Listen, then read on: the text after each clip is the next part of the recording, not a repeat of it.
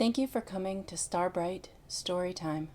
Today's book is My Brother Martin, A Sister Remembers, Growing Up with the Reverend Dr. Martin Luther King, Jr.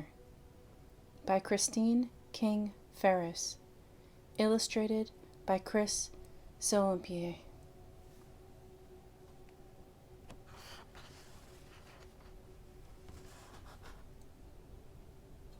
I have a dream that one day little black boys and black girls will be able to join hands with little white boys and white girls as sisters and brothers. I have a dream today. Dr. Martin Luther King, Jr., August 28th, 1963.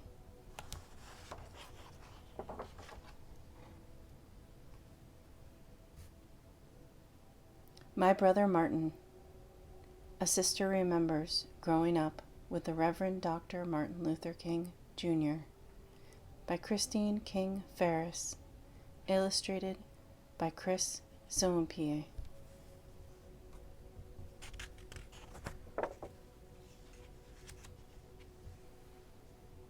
Gather around and listen as I share childhood memories of my brother, the Reverend Dr. Martin Luther King, Jr.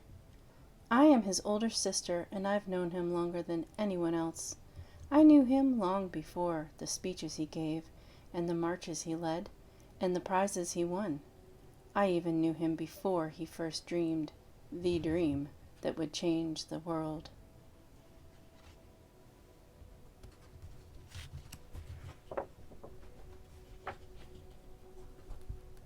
We were born in the same room, my brother Martin and I. I was an early baby, born sooner than expected. Mother dear and Daddy placed me in the chifforobe drawer that stood in the corner of their upstairs bedroom. I got a crib a few days afterward.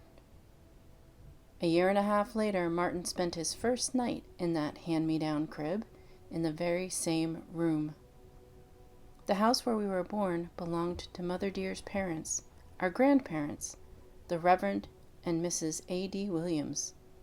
We lived there with them, and our Aunt Ida, our grandmother's sister.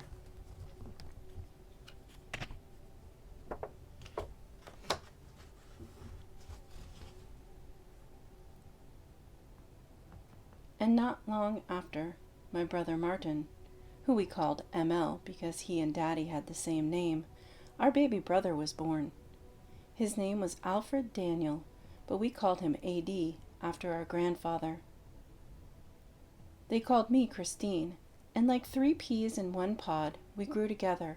Our days and rooms were filled with adventure stories and tinker toys, with dolls and Monopoly and Chinese checkers. And although Daddy, who was an important minister, and Mother dear, who was known far and wide as a musician, often had work that took them away from home, our grandmother was always there to take care of us. I remember days sitting at her feet as she and Aunt Ida filled us with grand memories of their childhood and read to us about all the wonderful places in the world.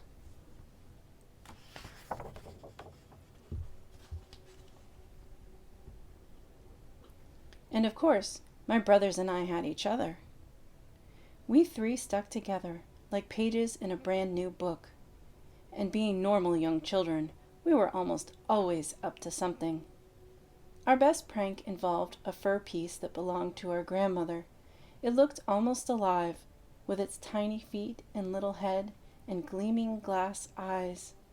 So every once in a while, in the waning light of evening, we'd tie that fur piece to a stick, and hiding behind the hedge in front of our house, we would dangle it in front of unsuspecting passers-by. Boy, you could hear the screams of fright all across the neighborhood.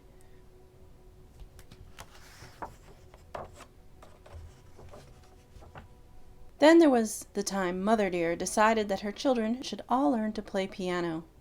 I didn't mind too much, but ML and AD preferred being outside to being stuck inside with our piano teacher, Mr. Mann, who would rap your knuckles with a ruler just for playing the wrong notes. Well, one morning, ML and AD decided to loosen the legs on the piano bench so we wouldn't have to practice. We didn't tell Mr. Man, and when he sat, crash, down he went.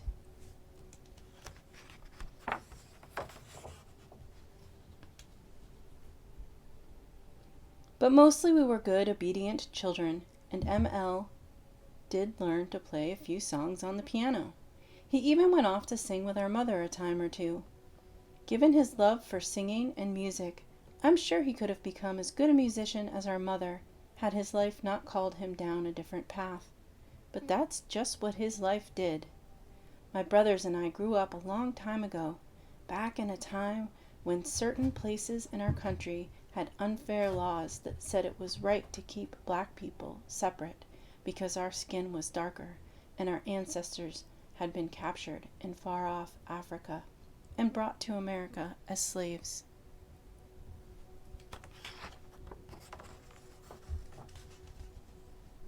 Atlanta, Georgia, the city in which we were growing up, had those laws. Because of those laws, my family rarely went to the picture shows or visited Grant Park with its famous cyclorama. In fact, to this very day, I don't recall ever seeing my father on a streetcar because of those laws. Because of those laws and the indignity that went with them, Daddy preferred keeping ML, AD, and me close to home, where we'd be protected. We lived in a neighborhood in Atlanta that's now called Sweet Auburn. It was named for Auburn Avenue, the street that ran in front of our house. On our side of the street stood 2-story frame houses similar to the one we lived in. Across it crouched a line of 1-story row houses and a store owned by a white family.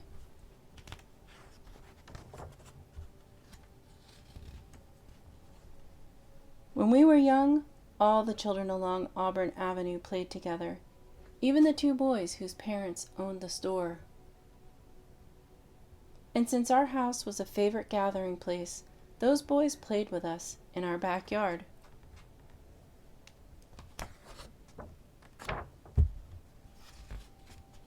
And ran with ML and AD to the firehouse on the corner, where they watched the engines and the firemen.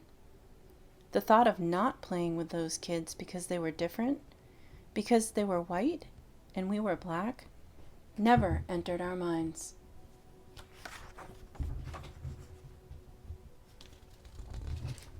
Well, one day ML and AD went to get their playmates from across the street, just as they had done 100 times before. But they came home alone. The boys had told my brothers that they couldn't play together anymore because AD and ML were Negroes. And that was it. Shortly afterward, the family sold the store and moved away. We never saw or heard from them again.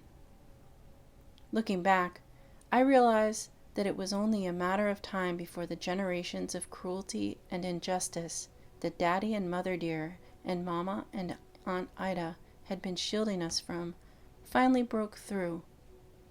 But back then, it was a crushing blow that seemed to come out of nowhere.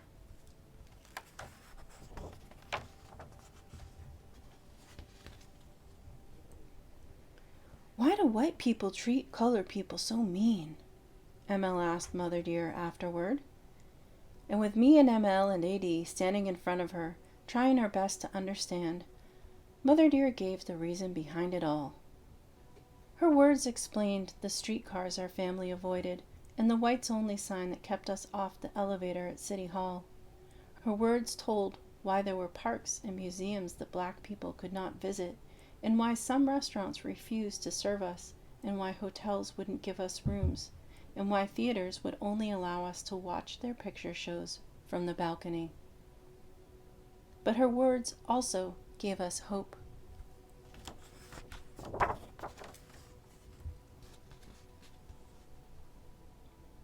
She answered simply, because they just don't understand that everyone is the same.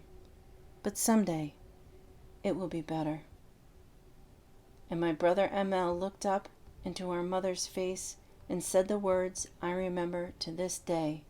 He said, "Mother dear, one day I'm going to turn this world upside down."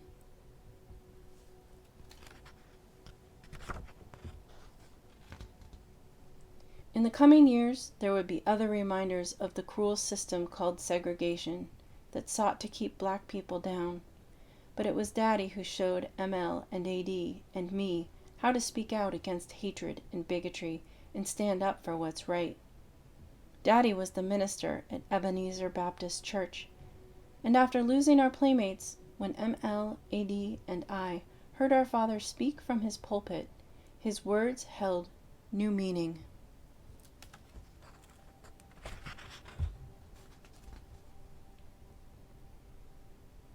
And Daddy practiced what he preached. He always stood up for himself when confronted with hatred and bigotry. And each day he shared his encounters at the dinner table. When a shoe salesman told Daddy and ML that he'd only serve them in the back of the store because they were black, Daddy took ML somewhere else to buy new shoes. Another time, a police officer pulled Daddy over and called him boy. Daddy pointed to ML sitting next to him in the car and said, "This is a boy. I am a man, and until you call me one, I will not listen to you." These stories were as nourishing as the food that was set before us.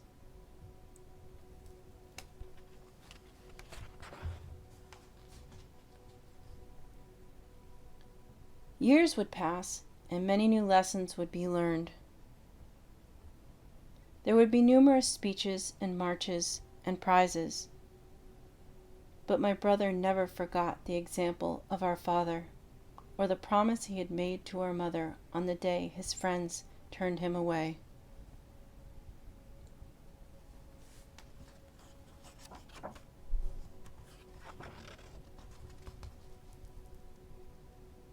And when he was much older, my brother ML dreamed a dream.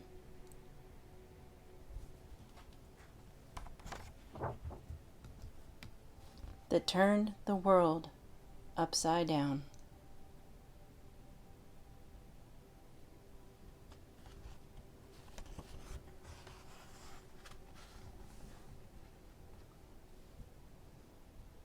Text copyright 2003 by Christine King Farris. Illustrations copyright 2003 by Chris Soentpiet. Published by Scholastic Inc., New York, New York, by arrangement with Simon & Schuster Books for Young Readers, Simon & Schuster Children's Publishing Division. First Scholastic printing, October 2003.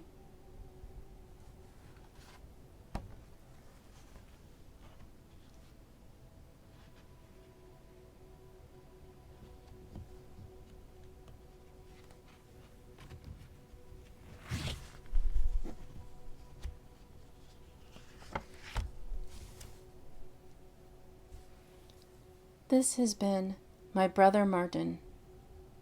A Sister Remembers Growing Up with the Reverend Dr. Martin Luther King, Jr. by Christine King Farris. Illustrated by Chris Soentpiet. Thank you for coming to Starbright Storytime.